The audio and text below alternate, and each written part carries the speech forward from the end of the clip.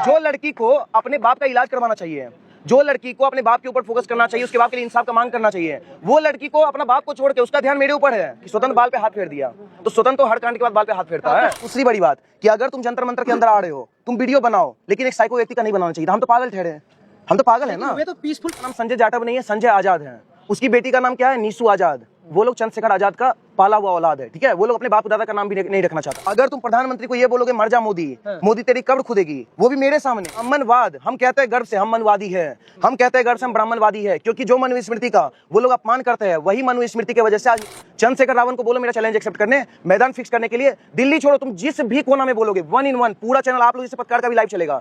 Live चला के चला देना, देखते हैं कौन जीतता है। हमको अंदर रखे ना, इसी वजह से विजेता दहिया स्टेज पे नाच पाया। अगर हम बाहर रहते ना, चैलेंज के साथ कह रहे हो नाचना तो छोड़िए, वो स्टेज पे आता नहीं और 2 दिन तक दिखा दिए नहीं आया था। थाना में भी लोग जो ये कह रहे हैं ना बहुत सम्मान मिला, सम्मान जो है ना चेहरा देख के मिलता है। उसका चेहरा चोर वाला था, तो प्रशासन को लगा ये चोर चोरी कर रहा होगा जंतर मंतर के अंदर, तो उसको लात पड़ा। हमको चेयर पे बिठा के सम्मान मिला। ये जो शर्ट पहने, हम जानबूझ के ये शर्ट पहन के आए, जानबूझ के शर्ट अभी आपको थोड़ा गंदा भी दिख रहा होगा, फिर भी ये पहने है वो लोग को किलसाने के लिए। देखो वही शर्ट पहना है, और ये शर्ट कौन दिया है वो छोड़ दो, लेकिन इतना समझ लो जो तुमको लात मारा है ना वही हमको शर्ट प्रोवाइड किया है। तो कुछ तो बात होगा। वो लोग आप पे बदतमीजी और छेड़खानी का आरोप लगा रहे हैं कि आपने उनके साथ बदतमीजी किया वहाँ पे। पहली बात तो देखिए मेरा पर्सनैलिटी, और सबसे बड़ी बात भारत के अंदर कई सारे यूथ हैं और कई सारे महिलाएं भी है हमारे देश के अंदर।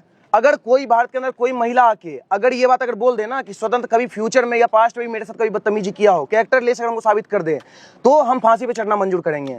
मेरे ऊपर कोई भी दाग लगा दे, कोई दिक्कत नहीं है, पूरा देश का जनता जानता है कैरेक्टर लेस है नहीं। और दूसरी बड़ी बात कि अगर तुम जंतर मंतर के अंदर आ रहे हो, तुम वीडियो बनाओ, लेकिन एक साइको व्यक्ति का नहीं बनाना चाहिए। हम तो पागल ठहरे, हम तो पागल है ना। वे तो पीसफुल प्रोटेस्ट कर रहे हैं, अपनी मांग रख रहे हैं, बैठे हुए हैं, आपने जाके वहाँ पे वायलेंस कर दी। नहीं देखिए, हम पहले ही बता दिए थे कि जब एक बात बताइए, वो व्यक्ति खुद मेरा वीडियो सारा चीज सामने में रख रहा है कि ये व्यक्ति दंगाई है, कई बार बोला है कि हम तुमको मारेंगे मारेंगे। वीडियो तो बोला है? हाँ, वो मेरे बारे में बोल रहा था और हम बोले हैं, हम इस चीज को एक्सेप्ट भी किए हैं, थाना में भी एक्सेप्ट किए हैं, कस्टडी में भी एक्सेप्ट किया और जनता मंत्र के अंदर भी एक्सेप्ट किया कि हाँ हम वही शख्स है जो बोले थे विजेता दहिया को मारेंगे।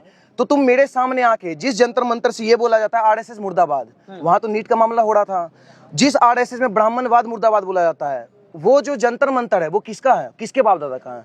जंतर मंतर के जो संस्थापक है वो कौन है? सवाई जय सिंह ना। वो कौन है? हिंदू थे ना। वो तो कोई अपने आप को ये नहीं बोले कि हम हिंदू कौन है, कहां से आया।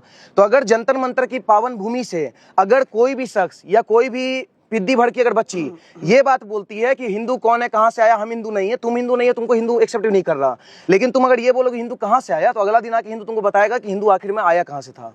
बता दिए। सवाल ये है कि आप गए क्यों थे वहाँ पर? परमिशन के साथ वहाँ प्रोटेस्ट कर रहे हैं वो लोग, आप वहाँ जाके क्यों वहाँ वायलेंस करने की कोशिश कर रहे हैं? हम प्रशासन को पहले ही बोल दिए थे कि सर अगर परमिशन इन लोगों के पास नहीं है तो आप इन लोगों को हटाइए। पहला दिन जब प्रोटेस्ट था उसी दिन 5 बजे तक का ही लोगों के पास परमिशन था, फिर भी वो लोग बैठा और वहां बैठ के अभद्र स्लोगन दे रहा है। हम तुम किसी भी नेता को गाली दो, मोदी जी का विरोध ना हमको लगता है सबसे बुरा लेवल पे हम ही किए थे। कब? जब पतंग वाला वीडियो आया था, तो हम तो किसी के चाटुकार है नहीं, लेकिन वो कहीं ना कहीं प्रधानमंत्री है, विरोध करने का एक तरीका होता है।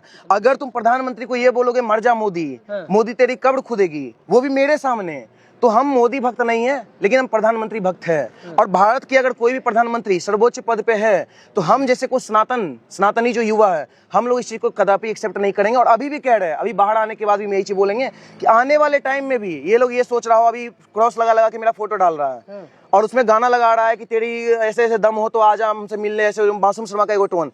अगर तुम जाटव नाम लेके अगर ब्राह्मण को एक टारगेट कर रहे हो तो तुम मासूम शर्मा का क्यों डायलॉग लगा रहे हो? वो भी तो एक ब्राह्मण का डायलॉग है। उसके बाद मासूम शर्मा का गाना लगा, उसके बाद एक और हम स्लोगन सुने हैं कि हमारे विठल दादा का खून का बदला कब लिया जाएगा। सुनो, हम कुछ ज्यादा नहीं बोलेंगे, लेकिन अगर मेरे सेल्फ डिफेंस में बात आएगा ना फ्यूचर में भी, तो दिल्ली पुलिस भी सुन ले, भारत के हर एक व्यक्ति सुन ले, जब मेरे सेल्फ डिफेंस में बात आएगा तो तुम्हारे विठल दादा को कोई मारने। लेकिन वे कह रहे हैं हम ब्राह्मण के खिलाफ नहीं है, ब्राह्मणवाद के खिलाफ है, तो आप कह रहे हो ब्राह्मण के खिलाफ है। देखिए, ये दलितवाद, ब्राह्मणवाद, ये सब कुछ होता ही नहीं। ब्राह्मणवाद, हम कहते हैं गर्व से हम मनवादी है, हम कहते हैं गर्व से हम ब्राह्मणवादी है, क्योंकि जो मनुस्मृति का वो लोग अपमान करते हैं, वही मनुस्मृति की वजह से आज नीसू हमारे हाथ से बच गई। वही मनुस्मृति हम पढ़े, इसलिए नीसू को हम कुछ नहीं किए। तो वो नहीं, वही तुम कह रहे हैं, हम मनुस्मृति नहीं पढ़ते तो, लेकिन हम मनुस्मृति पढ़े, उसमें लिखा हुआ है संस्कृत में कि यत नारस्ते पूजनते रमनते तत्र देवता, जहाँ नारी की पूजा होती है वहीं ईश्वर वास करते हैं। आरोप लगा रही है रीशु जो लड़की है, उसके पापा जो है संजय जाटव, वो भी आरोप लगा रहे हैं, कह रहे हैं कि ये मनुवादी की सोच वाले यहाँ पे आके हमला कर रहे हैं, आरएसएस गुंडे हैं, ये बीजेपी के पाले हुए गुंडे हैं, ये आके यहाँ पे माहौल जो है खराब कर रहे हैं छात्रों का। पहली बात तो आपको बता दें, उसका नाम संजय जाटव नहीं है, संजय आजाद है। उसकी बेटी का नाम क्या है? नीसू आजाद। वो लोग चंद्रशेखर आजाद का पाला हुआ औलाद है, ठीक है। वो लोग अपने बाप दादा का नाम भी नहीं रखना चाहता। हम कह रहे हैं अगर तुम संविधान मानते हो, स्टेज पे से खड़े होके भीमराव अंबेडकर जी के बारे में खुला चैलेंज करते हैं, जितना हम बोल देंगे या ऐसे लिखने में उतना तुम लिख के दिखा दो, जितने भी भीम आर्मी वाले हैं। और एक कोई रवि जाटव नाम का व्यक्ति है, ठीक है, वो खुली चेतावनी दिया है हमको कि तुम दिल्ली या कहीं पे भी खुल्लम खुल्ला हमसे 1-in-1 लड़ लो। बाबू तुम एक छोटा सा एक मेरा लड़ाई हुआ है अभी, इसको पता ही क्या है, ये चोट नहीं लगा हमको, ये इन्फेक्शन हुआ है। पता है क्यों? सोचिए लोग कितने गंदे नाली। अरे आप कॉकरोच से लड़ेगा तो इन्फेक्शन ही तो फैलेगा, फैल गया। अब मुंह लगा रहे थे कॉकरोच को। हाँ कहते मेरे मुंह पे पता नहीं इन्फेक्शन उसी दिन के बाद हुआ है। हम जब थाना में बैठे अपना चेहरा छू रहे तो इन्फेक्शन हो गया मेरा। तो तुम लोग से तुम लड़ना चाहते नहीं। अगर तुमको 1-in-1 लड़ना है, अगर हम सच्चे परशुराम जी की औलाद होंगे और परशुराम जी के वंशज होंगे और प्रभु राम जी को मानते होंगे और सच्चे सनातनी होंगे और एक बाप के हम औलाद होंगे तो हम लड़ने के लिए हम तैयार है। और अभी भी कह रहे हम तैयार है, लेकिन तुमसे नहीं, क्योंकि तुम गंदे नाली के कीड़े हो। हम पता किससे लड़ेंगे? तुम्हारे बाप से।